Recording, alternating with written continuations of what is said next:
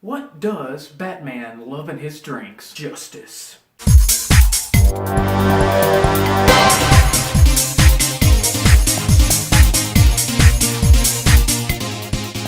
Hey, how's it hanging, my lovely people? I hope that you are having a fantastic day with whatever you're doing. Forgive me for being a little late on this video. I actually saw these movies both when they came out, but I was so busy with work and with scheduling and just doing other videos at the time that I couldn't really cram this in. If you haven't seen them yet, do not worry. This will be spoiler free, and I hope you enjoy, a chill, modest opinion. Enjoy the ride. Before I actually get into reviewing the pros and cons and the goods and bads about the movies, if anybody has talked crap about any of these movies, I highly recommend you go see it for yourself. It was a great time for both movies, regardless of what the critics say. Go check it out for yourself for sure. But without further ado, let's get started. First, we have Justice League.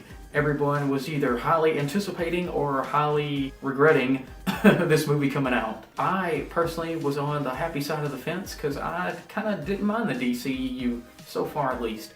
Yeah, I think Batman v Superman is kind of a really lame movie, but there are some good things in it as well. And I'll be happy to say with Justice League, it seems like they are definitely headed in the right direction with this movie. Really enjoyed some of the things they did. It's definitely not a perfect movie, but I think that if they keep with this type of tone and just really learn from their past mistakes with making things too dark and broody and just kind of having stupid plots and references at times, I think we'll be good. I think if we can just keep up this pace, we'll have some good movies ahead of us. And honestly, with Justice League, there's a lot of good to talk about. I definitely want to bring highlight to the epic action scenes, specifically with the Amazons and with somebody else in the movie that they have to go see later on. Both of those scenes were fantastic. They've got slow-mo, they've got cool things going down, everything's happening at once, and it really makes you feel like you're watching a superhero movie.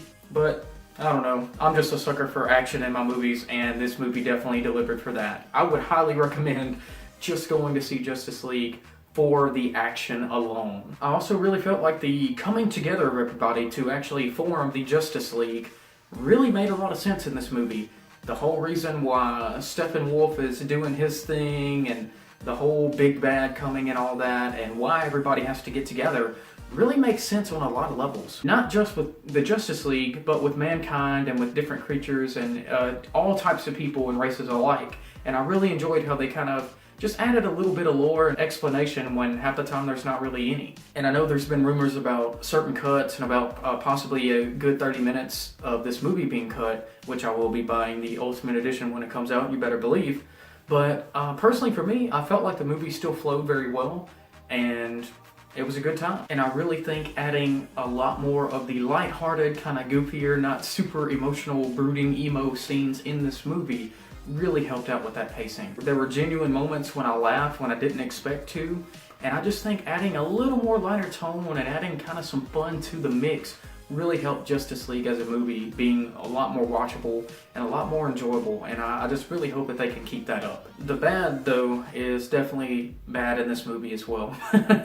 No movie's perfect, and Justice League obviously is not. The minor gripe before the honestly major thing is just honestly just some of the CGI in the movie looks sometimes really great, but other times it looks crappy. And I'm sure you've heard it from other people by now that especially Cyborg and Steppenwolf himself, they both just kind of look bad. Steppenwolf 100% of the time. Anytime that dude's on the screen, it's garbage. Like seriously, you can't even believe that there's a real person there, and I don't know what in the world they were thinking with that.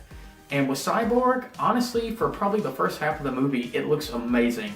And just when he goes into his whole full body thing, that's when it kind of starts showing a lot of the, whoa man, you can tell that's not real. The major gripe about Justice League that I have out of everything is just Steppenwolf as a villain. I thought he did some really cool stuff when he first showed up on screen, but literally after that, he just doesn't really hardly do anything until the major climax of the movie. And then by then, the heroes are who all they need to be, and they just beat the crap out of them and they save the day. They do such a decent build-up of making this guy seem like he's all powerful and crazy, and honestly, for the most part, he just kind of gets kicked around, doesn't really make a presence for himself, and it's just a forgettable villain, really. The typical Emperor, oh no, you beat me, that's impossible, I'm perfect bad guy. You know, it's fine for what it is. It helped the Justice League come together, but It's nothing memorable at all.